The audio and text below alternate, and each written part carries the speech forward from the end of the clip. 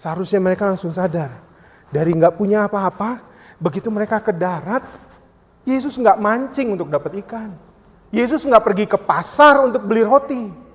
Tetapi tiba-tiba itu di atas api arang itu,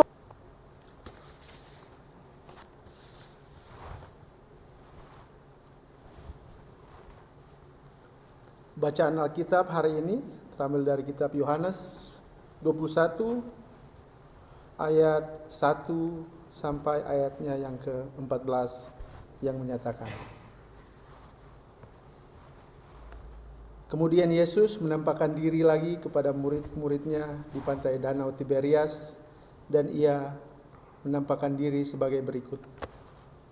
Di pantai itu berkumpul Simon Petrus, Thomas yang disebut Didimus, Natanael dari Kana yang di Galilea, anak-anak Zebedeus, dan 2 orang muridnya yang lain. Kata Simon Petrus kepada mereka, "Aku pergi menangkap ikan." Kata mereka kepadanya, "Kami pergi juga dengan engkau." Mereka berangkat lalu naik ke perahu, tetapi malam itu mereka tidak menangkap apa-apa. Ketika hari mulai siang, Yesus berdiri di pantai, akan tetapi murid-murid itu tidak tahu bahwa itu adalah Yesus. Kata Yesus kepada mereka, "Hai anak-anak, adakah kamu mempunyai lauk pauk?" Jawab mereka, "Tidak ada." Maka kata Yesus kepada mereka, "Tebarkanlah jalamu di sebelah kanan perahu, maka akan kamu peroleh." Lalu mereka menebarkannya, dan mereka tidak dapat menariknya lagi karena banyaknya ikan. Maka murid yang dikasihi Yesus itu berkata kepada Petrus, "Itu Tuhan." Ketika Petrus mendengar bahwa itu adalah Tuhan, maka ia mengenangkan pakaiannya, sebab ia tidak berpakaian, lalu terjun ke dalam danau.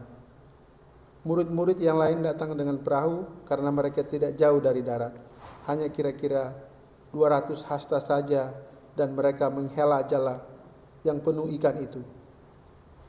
Ketika mereka tiba di darat, mereka melihat api arang dan di atasnya ikan dan roti. Kata Yesus kepada mereka, "Bawalah berapa ikan yang baru kamu tangkap itu."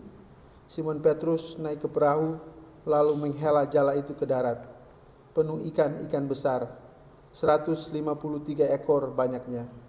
Dan sungguh pun sebanyak itu, jala itu tidak koyak. Kata Yesus kepada mereka, "Marilah dan sarapanlah." Tidak ada di antara murid-murid itu yang berani bertanya kepadanya, "Siapakah engkau?"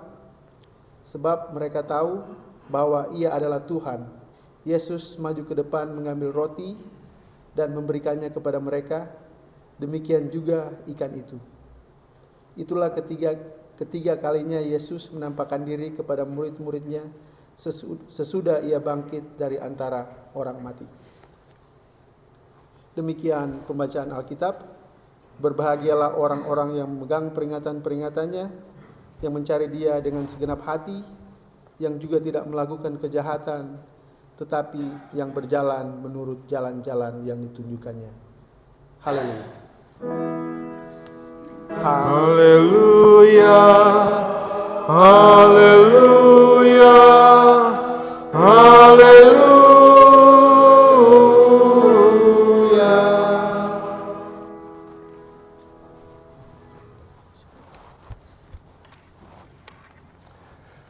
Bapak, Ibu, dan saudara-saudara yang dikasihi Tuhan, Shalom. Apa kabar Bapak Ibu? Baik?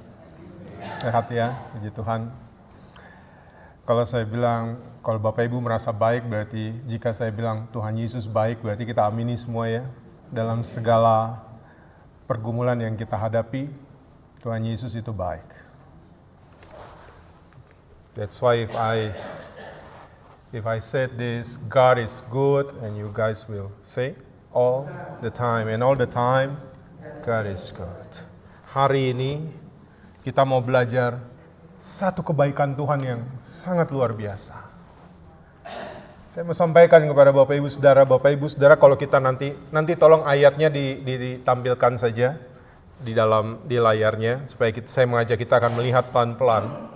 Di sini nyata benar bahwa Tuhan kita, Tuhan Yesus itu sungguh baik, sungguh sabar, sungguh mengasihi kita.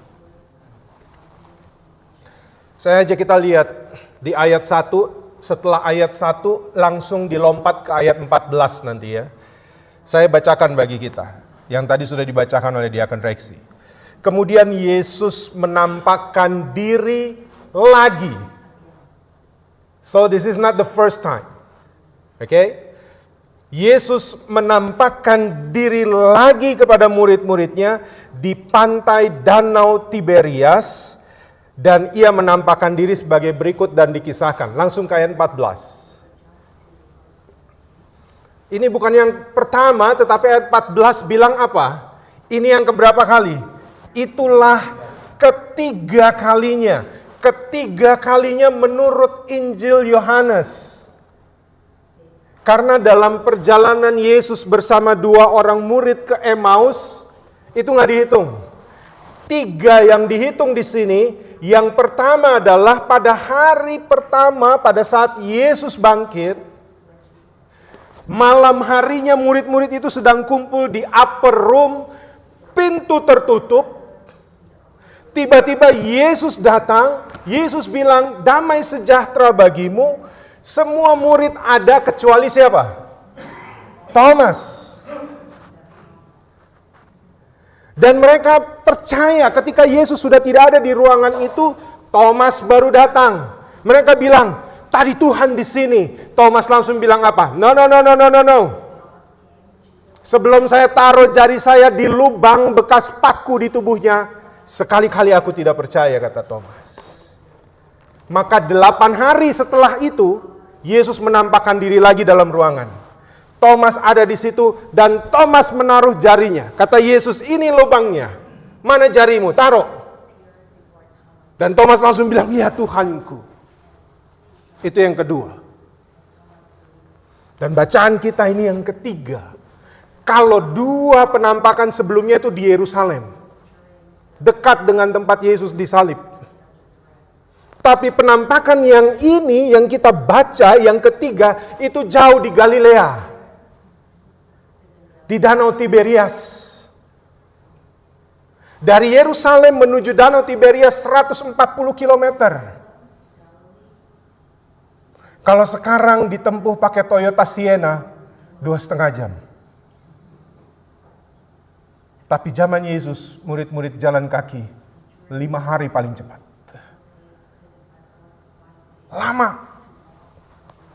Itu berarti dari penampakan yang kedua ke penampakan yang ketiga ada jeda waktu yang cukup panjang. Mungkin sekitar 7-10 hari. Jadi saudara, 3 kali. Nah, kenapa yang ketiga itu di Galilea? Ada alasannya. Nah, sekarang saya minta tolong ya ditampilkan ketik Injil Matius 28 ayat 10. Inilah mengapa mereka ke Galilea, ke Danau Tiberias. Matius 28 ayat 10.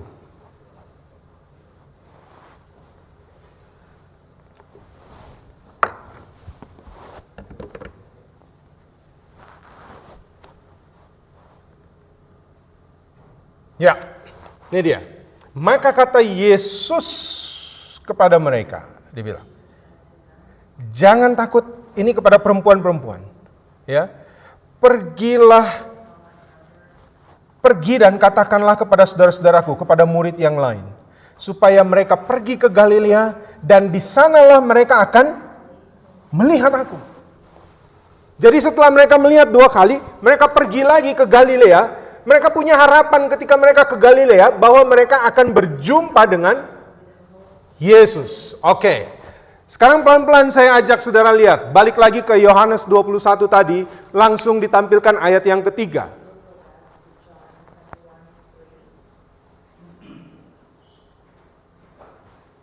Ya. Begitu di ayat 3, Bapak Ibu tahu, setelah mereka sampai di sana, Mereka nggak ketemu Yesus. Itulah mengapa Simon Petrus bilang sama teman-temannya yang lain. Mereka yang berharap berjumpa Yesus, Yesus nggak kita jumpai di sini. Langsung karena naluri ya, Petrus itu kan nelayan. Jadi begitu nggak jumpa Yesus, ya udahlah, saya mau balik menjadi penjala ikan lagi. Dia bilang, aku pergi menangkap ikan. Teman-teman yang lain bilang apa? Kami pergi juga dengan engkau. Masih tahu nggak? Masih ingat nggak saya khotbah waktu Paskah? Kira-kira Bapak Ibu paham nggak? Kenapa Petrus ketika bilang, aku pergi menangkap ikan, yang lain bilang, kami ikut. Ingat waktu Petrus sama Yohanes pergi ke kubur? Siapa nyampe duluan? Yohanes. Kenapa Yohanes nyampe duluan? Iya, Petrus yang paling. Begitu yang tua bilang, aku mau tangkap ikan. Yang muda bilang apa? Torang iko.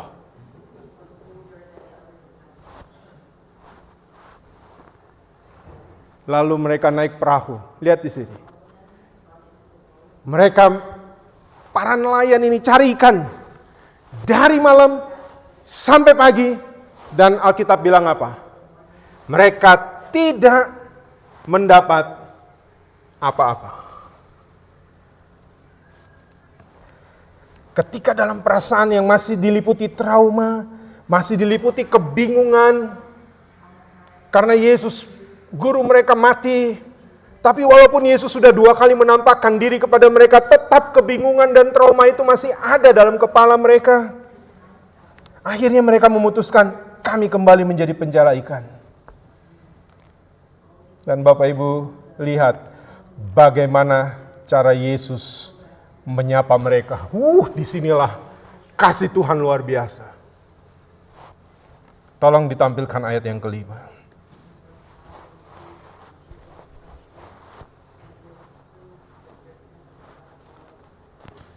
Ayat 5. Kata Yesus kepada mereka.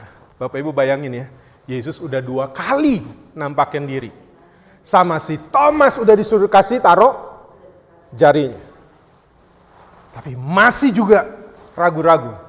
Lalu Yesus katakan kepada mereka. Kenapa Yesus pakai kata hai anak-anak? Yesus nggak bilang hai teman-temanku, hai saudaraku. Tapi Yesus bilang hai anak-anak. Bapak Ibu bayangkan kalau saya bilang di sini, ngomong di sini kepada Bapak Ibu, termasuk kepada Pak Pendeta Petrus, kepada Om Ben, kepada Om Errol, kepada Om Yoke, kepada Pak Pendeta Tony, hai anak-anakku.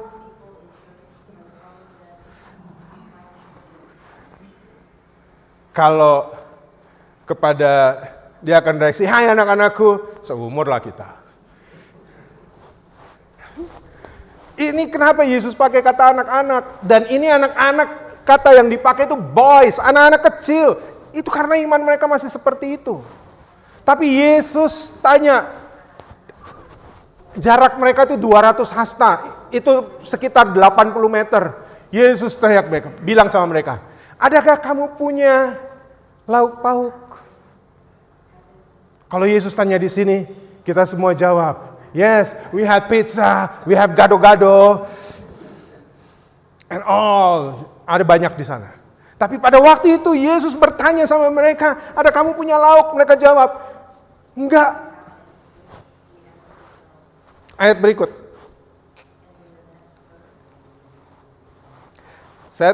Sebelum saya ke ayat ini, Bapak Ibu, Yesus bisa aja begini. Ada kamu punya lauk pauk? Karena Yesus tahu mereka sudah dari malam pergi cari ikan. Dan ketika mereka jawab, tidak ada. Yesus bisa bilang, rasa ngoni.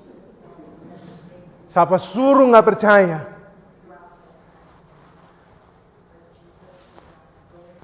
Begitu kamu balik ke kehidupanmu yang lama, dapat apa? No, you got nothing. Tapi Yesus gak bilang gitu. Karena Yesus tahu mereka lagi stres dari malam sampai pagi, gak dapat apa-apa. Lalu Yesus bilang, hei, tebar jalamu ke kanan dari perahu. Dari malam sampai pagi gak dapat apa-apa. Begitu tebar ke kanan, Alkitab bilang begitu mereka tarik 153 ekor ikan besar. Dan begitu kejadian itu terjadi, Yohanes langsung terbangun memorinya. Ini adalah seperti deja vu. Mereka pernah mengalami ini pada saat Yesus memanggil mereka menjadi murid pertama kali. Karena mereka di sana sedang menjala ikan dari malam sampai pagi nggak dapat. Lalu Yesus bilang, tebar lagi jalamu. Dan mereka nggak mampu untuk angkat ikan itu. Masih ingat? Bapak Ibu, this is the way. Tuhan Yesus menjawab mereka. Mengingatkan kembali memori mereka. Kamu pernah alami ini. Dan begitu Yohanes sadar, langsung dia bilang sama Petrus, Petrus, itu Tuhan. Petrus panik. Ini masih cerita berlanjut nih, masih menarik cerita ini. Begitu Petrus panik, Petrus langsung pakai pakaiannya. Dia buru-buru mau pergi kepada Yesus. Nah, di sini saya ajak saudara lihat pelan-pelan. Tolong ditampilkan ayat 9. Ayat 9. Begitu tahu itu Yesus, setelah tarik jala penuh ikan itu, langsung mereka tiba di darat. Ingat dulu ya. Tadi Yesus tanya, apakah kamu punya lauk? Ketika Yesus tanya, Bapak Ibu tahu nggak? Kira-kira di tangan Yesus ada lauk nggak? Enggak. Tapi lihat ketika mereka tiba di darat, orang-orang yang nggak percaya sama Yesus ini, orang-orang yang meragukan Yesus ini, sampai di darat, mereka melihat apa? Yesus sudah bikin grill, bro. Charcoal. Api arang.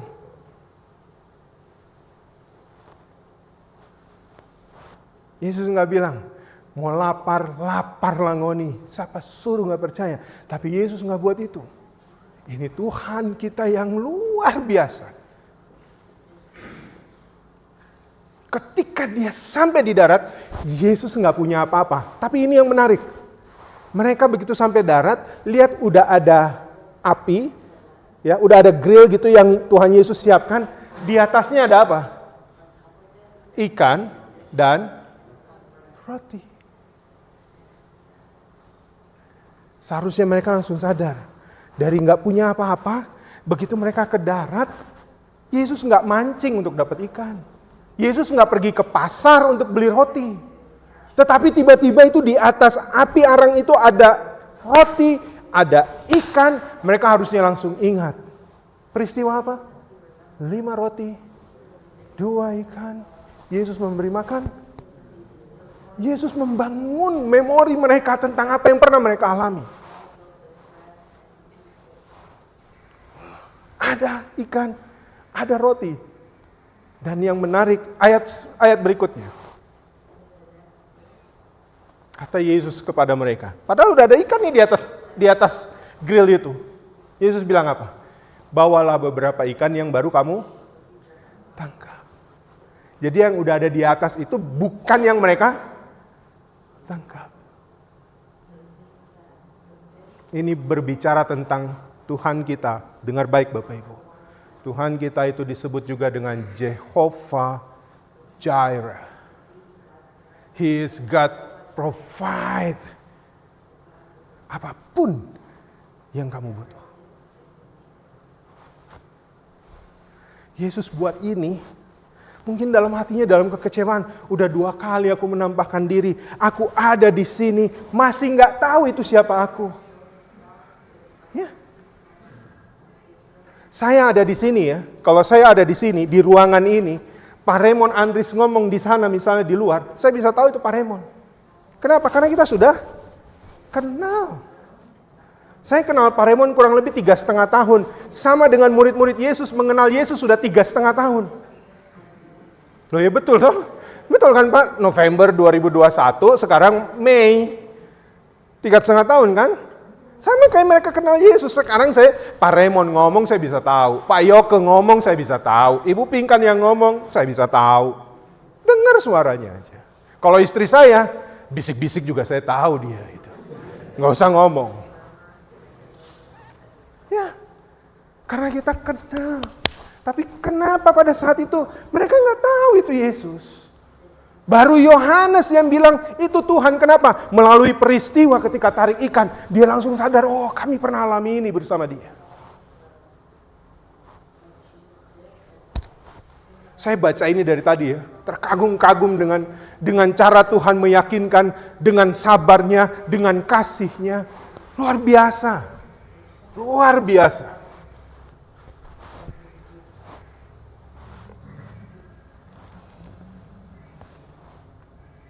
Ketika Yesus menyuruh mereka membawa ikan. Saya nggak sampai situ dulu lah. Saya mau tanya, ini yang suka grill, dia akan reaksi. Kira-kira ya, kalau saya ini, pada satu ketika dia akan reaksi tahu. Ada seorang teman, namanya Raffles Delima. Ngobrol sama saya gitu ya. Ngobrol, udah ngobrol-ngobrol. Kenal nggak? Ada tuh. Majelis gereja. Oh ya, siapa namanya? Dia akan reaksi, kenal? Oh enggak. Karena kita nggak suka reaksi. Oh enggak. Dan satu kali, Bapak Raffles kasih tahu, dia akan reaksi. Masihkah dia akan reaksi taruh arang, kasih daging, siap buat Pak Pendeta KH yang menyangkal untuk mengenal dia akan reaksi. Dia akan reaksi bilang, no way. No way. No way. Kalau dia akan reaksi, angkat itu arang, bakar daging, karena saya pendeta. Tapi kalau saya pernah menyangkal, saya pernah tidak baik kepadanya, dia meyakinkan, hey, kita teman. No, what? Kalau saya bilang gitu, oh sakit hati. Dan ketika dia akan reaksi grill daging hari ini, semua Bapak Ibu boleh makan kecuali pendeta Samuel KH. Iya, kalau sakit hati. Tapi Tuhan Yesus, enggak. Belum mereka minta, mereka lapar. Tuhan Yesus tahu apa yang mereka butuhkan. Ikan dan roti sudah ada di situ.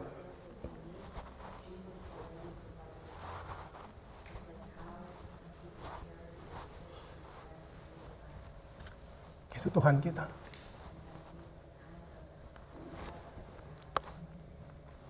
Kenapa yang saya mau bilang? Mereka, para murid ini akhirnya menyadari kenapa? Ternyata kasih, pelayanan, kepedulian Yesus itu tidak berubah.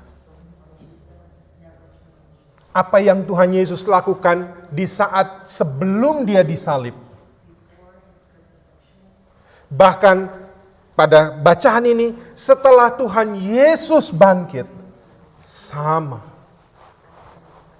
Sebelum Tuhan Yesus mati di salib, kejadian yang sangat mencengangkan adalah dia membasuh kaki murid-muridnya. Bahkan walaupun di situ ada Petrus, bahkan di situ ketika ada Yudas, dia tetap melakukan itu. Itu Tuhan kita. Bahkan ketika dia menjumpai setelah kebangkitannya, Tuhan Yesus nggak punya dendam kepada Petrus. Dia pikir, oh Petrus, kamu sangkal saya 3 kali kan? Ya, ini sebelum percakapan selanjutnya kan nanti percakapan Yesus sama Petrus.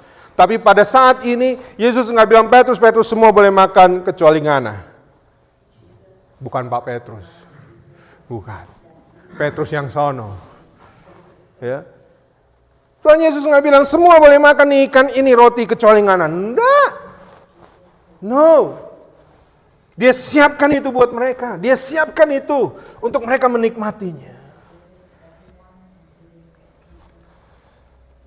Kasih, pelayanan, kepedulian Yesus tidak berubah. Dan itu juga bagi kita. Maka yang terakhir nih, ayat 12 di sini yang menarik.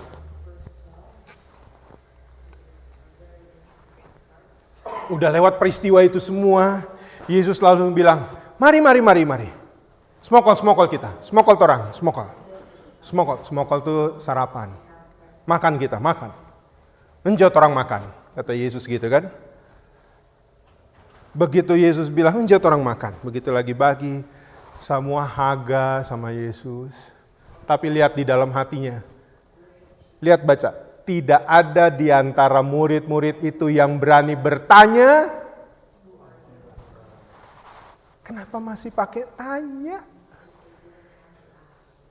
Berarti keraguan itu masih ada. Even ketika roti dan ikan sudah di depan mata. Bahkan ketika mereka mungkin menikmatinya, mereka masih bertanya, siapakah engkau? Mereka masih tidak bisa meyakini, walaupun pada setelah itu, sebab mereka tahu bahwa ia adalah Tuhan, tapi mereka nggak berani tanya. Bapak Ibu, ini hal terakhir yang saya mau bilang bagi kita, kita sering mengalami hal ini. Pernahkah kita sudah berulang-ulang mengalami cinta kasih anugerah Tuhan? Pernahkah kita yang sudah berulang-ulang menerima berkat Tuhan yang tidak terduga? Tapi terkadang kita masih bertanya-tanya, adakah Tuhan menyertai saya di saat ini? Kita masih suka bertanya, apakah Tuhan mengasihi saya? Padahal kita sedang menikmati berkat-Nya.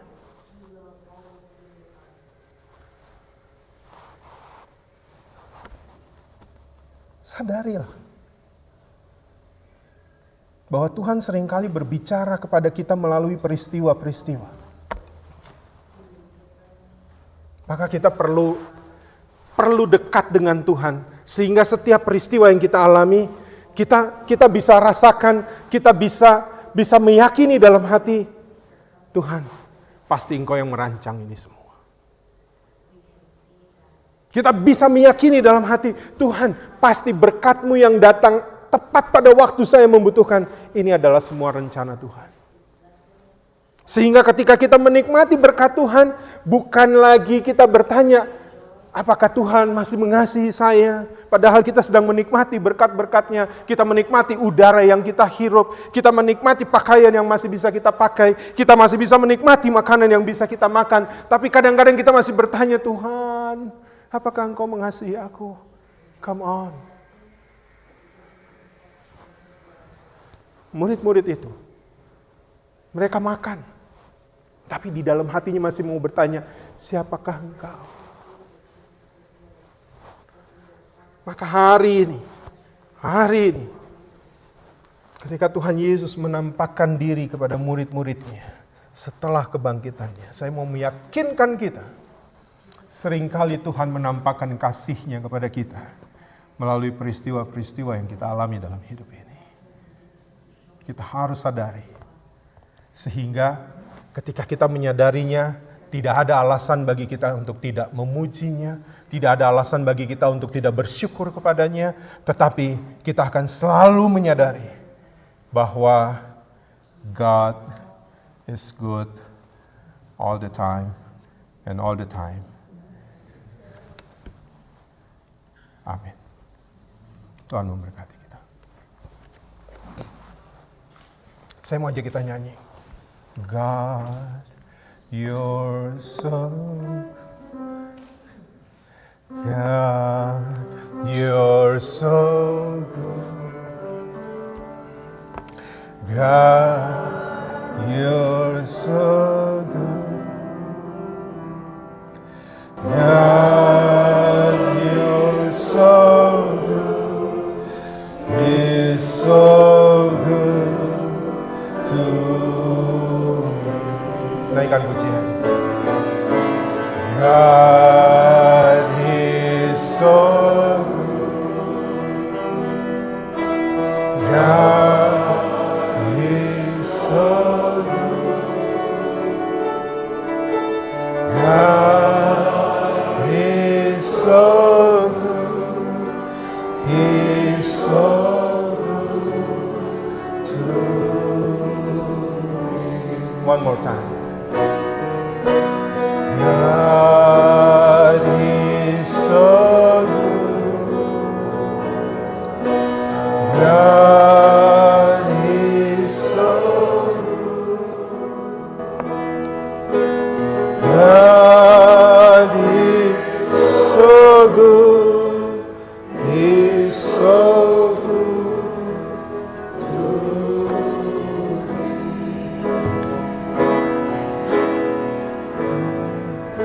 Saya berdoa hari ini, saudara, bahwa dalam perjalanan hidup kita, dengan iman kita akan menemukan kebaikan demi kebaikan Tuhan. Kasih Tuhan yang tidak pernah berkesudahan. Kepedulian Tuhan atas hidup kita, itu akan selalu hadir. Karena Tuhan Yesus tidak pernah berubah. Sebelum dia mati, bahkan setelah dia bangkit, dia tetap mengasihi kita.